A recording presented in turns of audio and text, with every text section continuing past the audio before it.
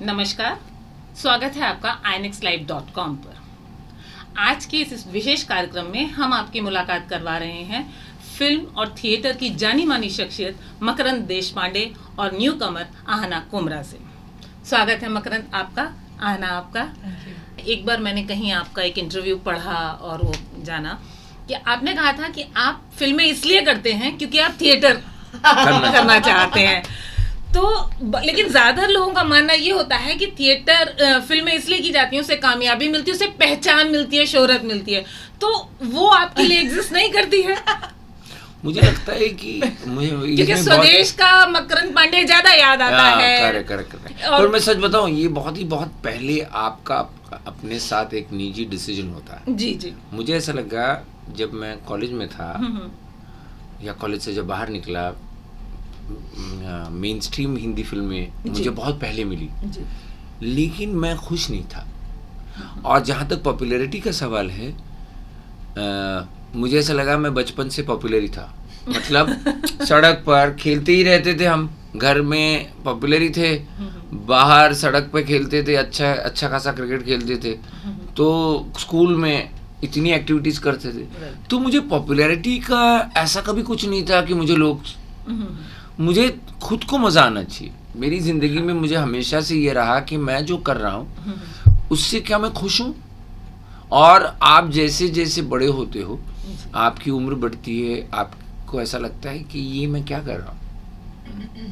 और मुझे जब भी ये सवाल आता था, मुझे ऐसा लगता था नहीं, मुझे कुछ ऐसा करना होगा जिससे मैं अपने आप से कहूँ ये अच्छा किया। What about अंश कैसे आया ये अंश असल में नाम ऐसा है कि मैं और के मेनन, अगर आपको बहुत कमाल के एक्टर है, तो वो मेरे मित्र हैं। और जब मैं एक नाटक करना मैंने बहुत पहले शुरू कर दिया था।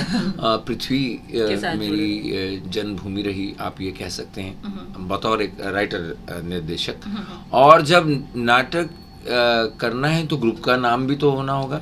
तो मैंने कहा ग्रुप का नाम क्या हो सकता है। तो भैया मुझे ऐसा लगा कि मुझसे पहले कई नाटक लिखे जा चुके हैं, मेरे बाद भी कई नाटक लिखे जाएंगे, तो मैं मात्र अपना अंश जोड़ सकता हूँ। तो उस ह्यूमिलिटी की वजह से मुझे ऐसा लगा कि मैंने नाटक ग्रुप का नाम रख लिया अंश थिएटर ग्रुप। और के ने पर्दे से कह दिया हाँ यही रहेगा। निजी जिंदगी में मकरंद है क्या, और उनके लिए उनकी निजी जिंदगी क्या है? मतलब प्यार है, पैशन है, काम और बहुत सारी चीजें निजी जिंदगी में आती है आपकी। तो I'll answer that for him. I think Max sir is curious. एक चीज है उनकी कि उनको क्यूरियोसिटी है, उनको सब जानना है। तुमने क्या खाया, खाना कैसे बना था, मतलब आपसे वैसे सवाल करेंगे कि यार तुमने क्या किया, मतलब वो इंटरेस्टेड है आप में। तो फिर आप जर्नलिस्ट क्यों नहीं है? Because we are curious. हमें जानना है, हमें हमेशा जानना है कि मकरंद क्या कर रहे हैं, मकरंद की लाइफ में क्या चल रहा है, हमें हमेशा जानना है। फिर क्या है कि मैं जान तो लेता हूँ, फिर मैं उसको छोड़ देता हूँ। हाँ। क्योंकि फिर वो कहीं ना कहीं मुझे ऐसा लगता है हाँ, मुझे क्या लगता है कि मुझे लगता है कि जिंदगी आपके साथ रहनी चाहिए। सच बताऊं तो मकरंद देशपांडे कहीं तो एक फकीर है, और बस दैट्स इट।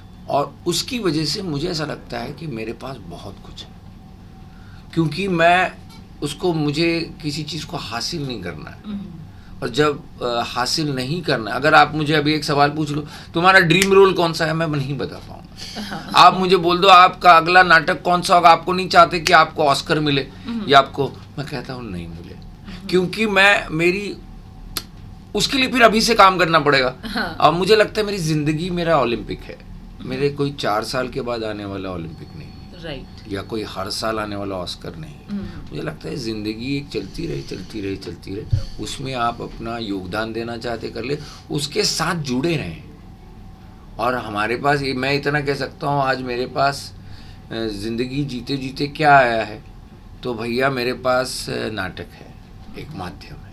एक जनरल परसेप्शन भी है, और अक्सर लोग कहते भी सुने गए कि हम जो कैरेक्टर प्ले कर रहे हैं हम उसमें डूब जाते हैं, हम वही हो जाते हैं। कभी कभी मेरे अंदर ये सवाल आता है कि वही हो जाने के लिए लोग आपको देखने नहीं आते, शायद लोग देखने आते हैं मकरंद को, आहना को, या अमिताभ को, या नसीर को, और वो उस कैरेक्टर में होता है इसलिए वो देखने आते हैं। तो आप भी यही करते हैं कि आप उस वही करेक्टर बन जाते हैं, या आपका अपना व्यक्तित्व उस करेक्टर में बाकी रहता है?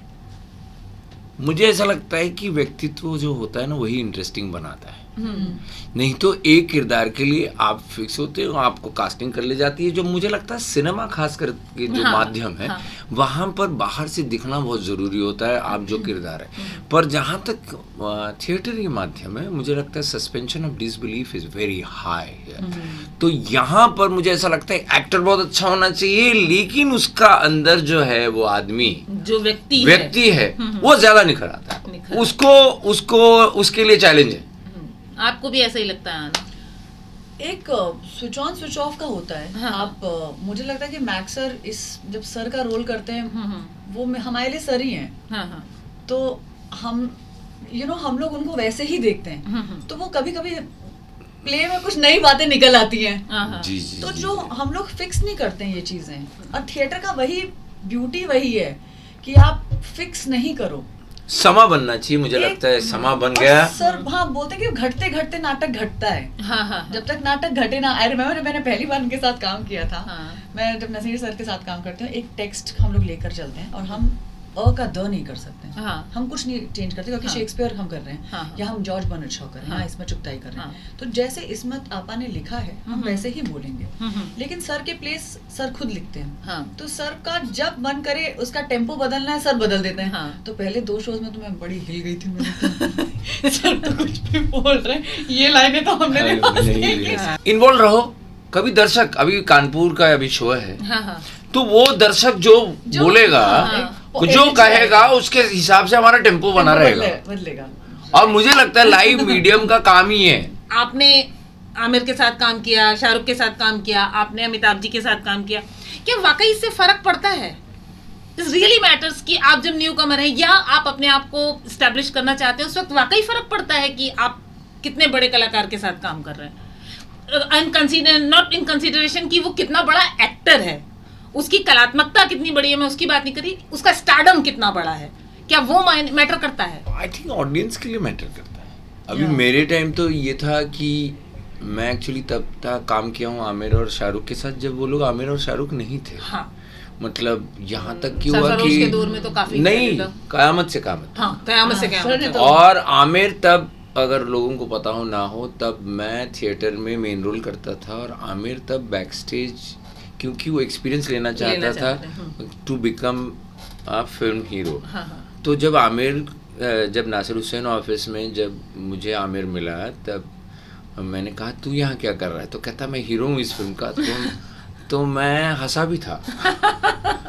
तो ये तो मुझे, मेरे लिए तो वो सब यंग कंटेम्प्रेरी थे। या शाहरुख, हमने साथ में सर्कस सीरियल की थी। हाँ। तो तब तो वो कोई स्टार नहीं था। तो मेरे लिए एक्चुअली मेरे सामने बने हुए स्टार्स है ये सब। उन लोगों ने अपना अपना स्टारडम साथ में लिया। हाँ, लेकिन इतना जरूर है, जब मैंने स्वदेश किया तब शाहरुख बना था, और जब सरफरोश किया तब आमिर बना था। और आमिर खान ने कहा इसलिए मैंने सरफरोश में काम किया। वो लास्ट मिनट कुछ प्रॉब्लम हुई थी उसको, तो उसने मुझे फोन किया था और मैंने उस फिल्म में काम किया। तो वो दोनों मेरे लिए अभी भी वही शाहरुख है और वही आमिर है। और अभी मिले तो वैसे ही बिहेव करते। लेकिन हाँ, उनका जो स्टारडम है वो आज भी चर्चित है। आज भी कहीं अगर मान लीजिए वो मिल गया और बात हुई तो लोग कहते हैं अरे क्या दोस्त हैं ये लोग यार, शाहरुख यार मैक का दोस्त है यार, शाहरुख मकरन को कैसे मिलता है यार, आमिर कैसे मिलता है। पर तो वो लोग बड़े, वो खबर बनती है। आप जब बड़ी फिल्मों में काम करते हो तो वो नेशन वाइड उसका रीच बहुत ज्यादा होता है। आप भले छोटा रोल कर लीजिए, पर उसका रीच इतना होता है कि आज मुझे अगर कानपुर में लोग जानते हैं तो वो है सरफरोश, वो है स्वदेश, या खट्टा मीठा वो अक्षय था वहां पर, देखिए आप। लेकिन मैंने काम किया है सत्या में, वन ऑफ द बेस्ट, या प्रहार में। वो फिल्म उतने लोगों ने नहीं देखी। हाँ, जो एक दर्दी लोग हैं वो जानते हैं। लेकिन भैया ये फर्क है, मतलब वही अब मतलब स्टार लोगों के साथ का रीच बढ़ता है। शुक्रिया आना, शुक्रिया करण हमारे साथ बात करने के लिए।